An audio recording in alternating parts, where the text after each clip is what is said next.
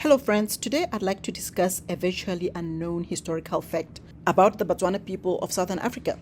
You will not find this kind of information in any history book, but did you know that this mud hut, do you see this mud hut that we think is a default architectural style or hut form of Africa? That's not the case. It was the Batswana people who popularized this type of hut form. I know it's hard to believe, so stick around and I'll prove it to you.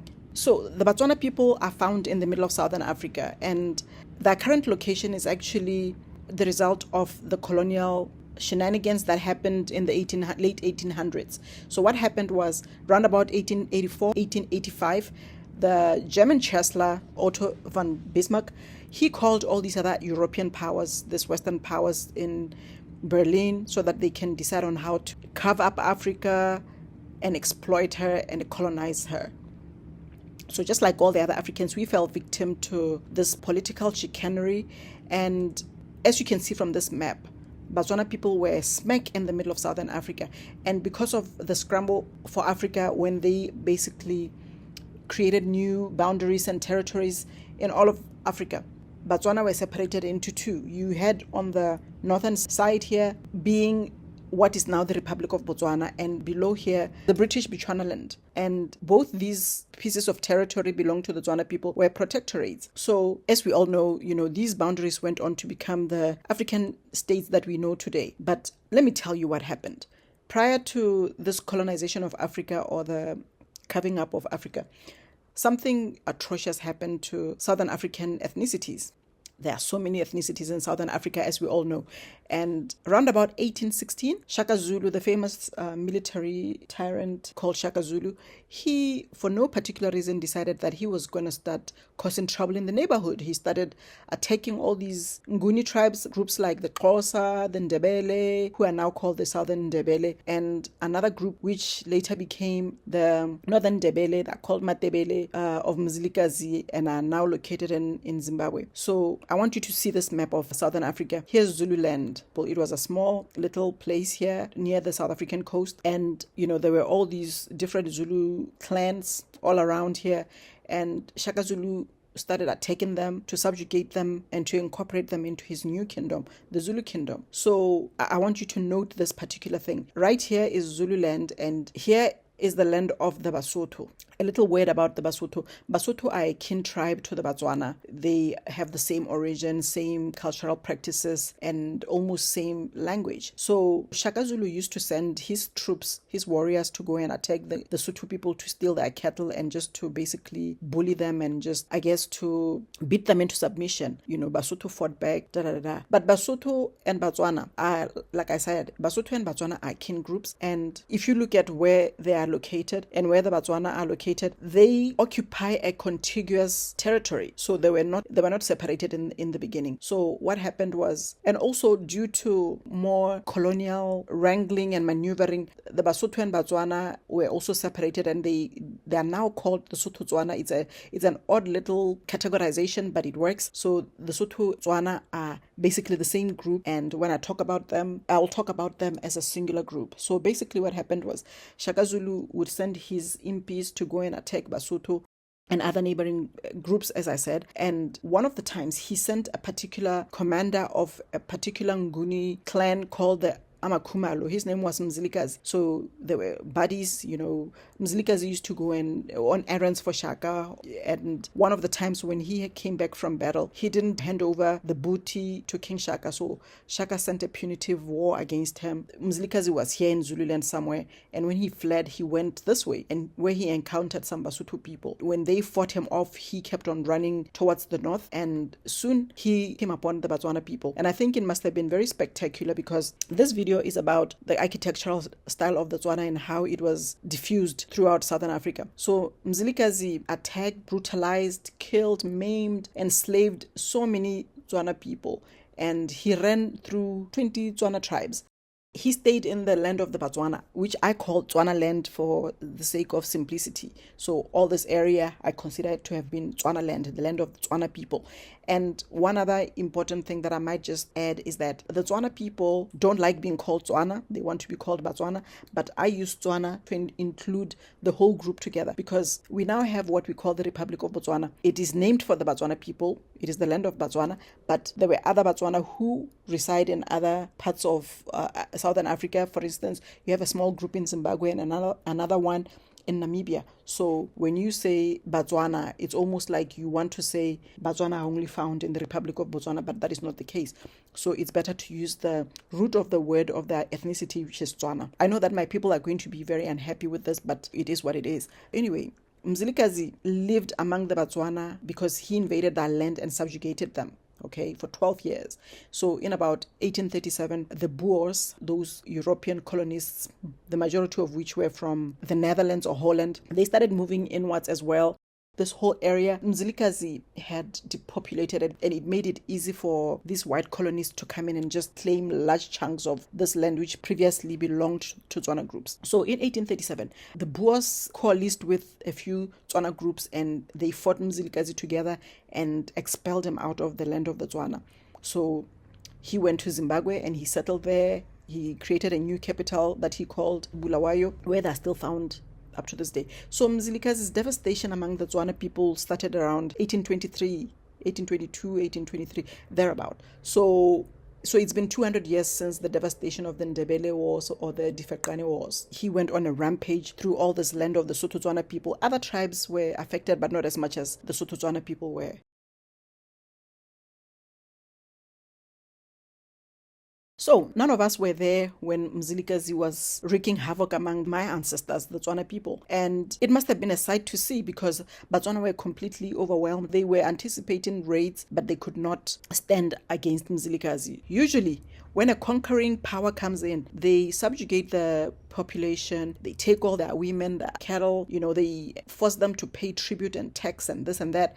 And sometimes they even go as far as to force their language upon the conquered nation, and they change some cultural aspects, as it has happened in so many other places.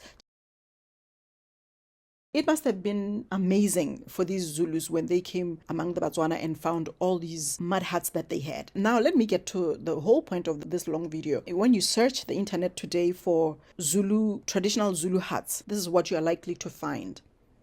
I found these photos on different pages on the internet, and I didn't even bother to change the captions just so that you can see that this was sourced from the internet, and also to show respect for the copyright owners of these images. So these are a few examples of Zulu huts.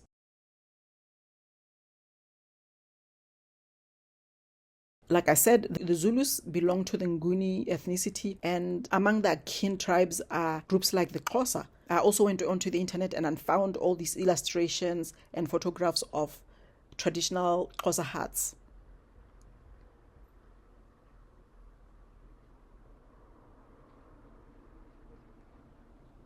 Other Nguni groups are the Ndebeles. They're called Ndebeles of Langa or the Southern Ndebele. These are the huts today. And these are the huts of the Matebele people in Zimbabwe. So the interesting thing about these photos from Zimbabwe is that every year there's actually a competition where the native women display their beautiful and colorful wall paintings of their mud huts. So I got these from one of those pages where they were showing the entrance into the competition. In Zimbabwe, we also find another group called the Shona. So here are some huts from the Shona villages.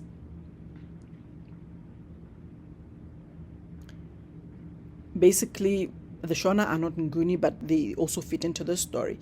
Now, let me cross over to Namibia on the other side of Botswana, the western side of Botswana.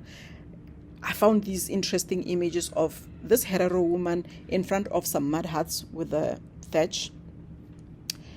And here are some from the Herero people in Botswana. So the Herero people are not Nguni or Shona, but they also fit into the puzzle, as I'll explain. So what I want you to note is that all these people built their huts, their traditional structures, with mud walls and a thatched roof. I want to show you a couple of illustrations from pre-colonial times and during the colonial times. I think the year 1886 is generally the agreed time of the colonization of Africa. So anything that happened before 1886 would be pre-colonial times, and anything after 1886 would be the colonial era. The colonial era went on till about the late 50s and 60s for most African countries, except for Namibia and South Africa and Zimbabwe, of course. Those stayed in the clutches of the colonial masters much longer than everybody else. So the Difaqane Wars were so crucial and so important. It was such a turbulent time in Southern Africa, and in the aftermath, Southern Africa suddenly just started exploding with this new architectural style, which is the Tswana traditional mud hut. And if you don't believe me, look at this. This is the pre-colonial Nguni hut structures. Here are old Zulu homes. Okay, so as you can see, there were all these poles which were dug into the ground, and a grass thatch was laid on top of the frame that made up the Zulu huts. Okay, and many other groups. It was not just the Ngunis. People like the Khoisan people also built the huts in a similar manner, and here's an example of that. And one interesting point is, even the white colonists, when they started building their own abodes before they started building the European style huts, they built their huts just like the Batswana. Let me show you. Here's a photo. But anyway, here are real Zulu traditional huts before Difaqane Wars of 1816 to about 1830 something. Okay, this is how the Zulus built their huts. Here is how the Xhosas built their huts. Here is how the Ndebele of Langa built their huts. Here's an example of the Ndebele of Mzilikazi built their huts. Basically, all these folks had the same type of structure, maybe precisely because they belong to the same ethnicity. Now, let me just mention that the camera was invented around about 1826, some say 1822, but around about that time when the Difaqane Wars were raging. So folks in Europe were busy building cameras. And before this time, all the pictures that we have of Africa were mainly illustrations drawn by the different types of Europeans who were in Africa at the time. So that's how we know how the Zulu or the Xhosa or the Ndebele huts were before photography. And I think photography reached Africa from the 1840s onwards, because around about 1860, these photos started coming out. These were the photos of Mzilikazi's village in Bulawayo in Zimbabwe. So as you can see, they had started building mud walls. And an interesting feature is that instead of having a conical roof like the Batswana, theirs was mostly domey, just like the original hut structures. Okay, and you know, the historical record tells us that Mzilikazi took some Batswana hostage as prisoners of war with him to Zimbabwe. So I suppose that's how they started building the new Tswana inspired huts.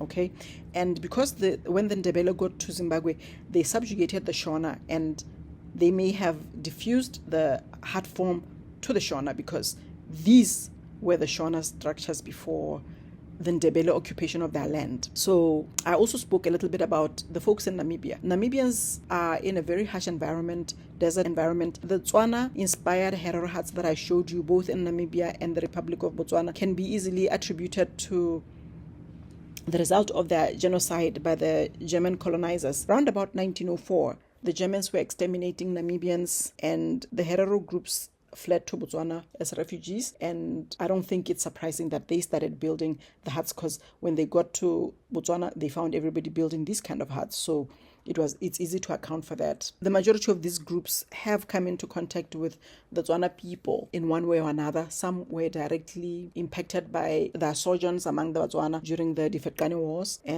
But in South Africa, you know, the Zulus in Natal, it's a little tricky because not all of them had been among the Basotho or the Sotho Tswana groups. So, but the fact that the Zulu warriors used to go all the way into Lesotho could also mean that they were able to see these new huts, and when they got back home, they started changing their mode of building. So there you have it. I made this video just to celebrate Botswana's little contribution to humanity in Southern Africa. We accept generally that before all this time, Batswana knew that Shaka Zulu had supposedly introduced a new invention to all of Southern Africa. People normally talk about the short stabbing spear and the cow horn formation. And, you know, through research, just like the one that I just presented to you, I was able to discover that that is not even true. The Tswana people had the cow horn formation. I'll make a different video about that to show it. And Batswana had different types of spears, and some of them were long, some of them had short handles. So it is untrue to say that Shaka Zulu changed the fighting style of all Southern Africans, like history books usually